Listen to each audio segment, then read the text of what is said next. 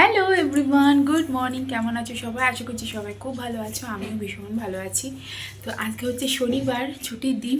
তো রান্না বান্নারও সেরকম তোড়জোড় আছে, আবার শর্টের মধ্যেও সারা যাবে।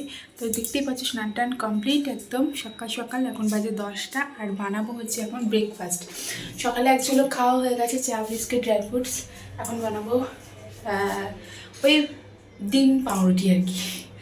আর এই যে বড় বাজার টাজার সব করে দিয়ে গেল, এখন গেছে মুদির দোকানে কিছু টুকটাক আরেকটু জিনিস আনতে হবে।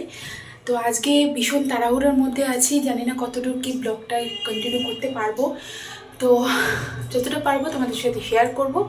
তো চলো, আজকে রান্নাবান্না ভীষণ তাড়াতাড়ি করতে হবে, কারণ বিকালে আছে টেস্ট, যেতে হবে 3টের সময় টাইম দিয়েছে।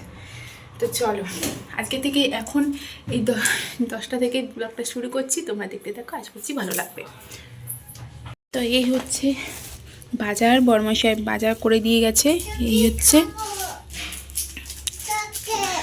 এই যে আলু, ফুলকপি, পেঁয়াজ, লঙ্কা সব। যে মিঠি এখানে খেলা করছে, আর এখন বানাবো হচ্ছে এই যে এই পাউরুটিগুলো খেতে না আমার ভীষণ ভালো লাগে।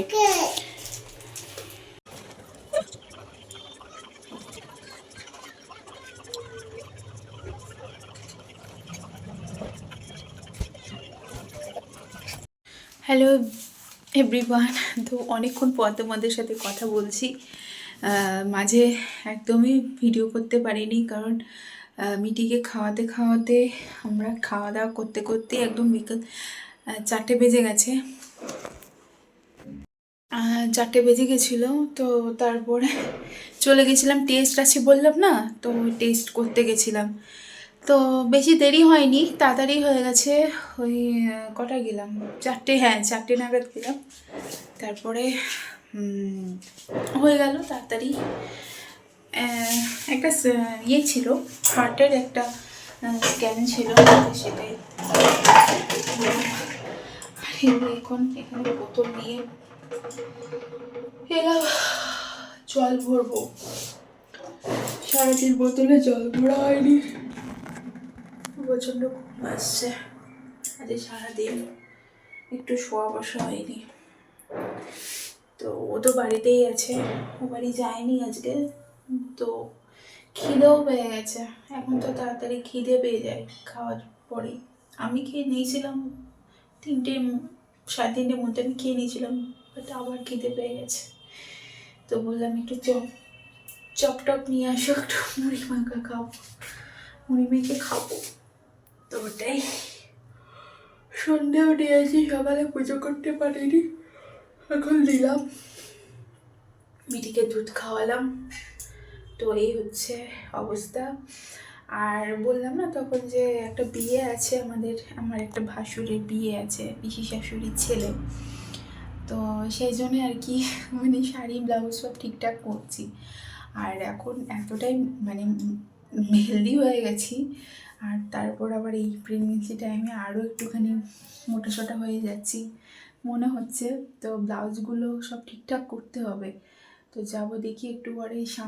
বাড়ির সামনে একটা টেলার আছে, বানাইছি একটা ব্লাউজ, তো একটু লুজ হয়ে গেছে, ফিটিংস হয়নি, তো সেটাকে একটুখানি ঠিকঠাক করতে হবে। আর যেন তো ভেবে পাচ্ছি না যে কি পরবো।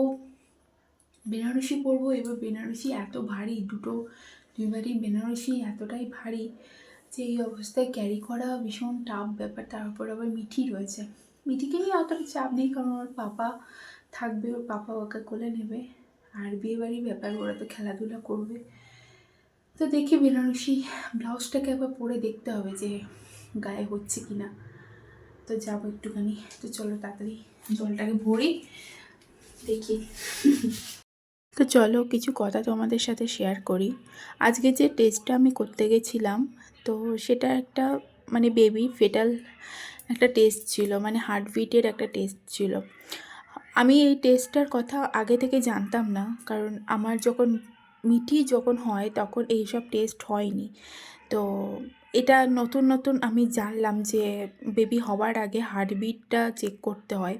হার্টবিট বলতে বেবি অনেক সময় হয় না যে অনেক বাচ্চা হার্টের সমস্যা নিয়ে জন্মায়, তো সেইটার আর কি একটা টেস্ট হলো, যাতে বেবির হার্টে কোনো প্রবলেম আছে কি না।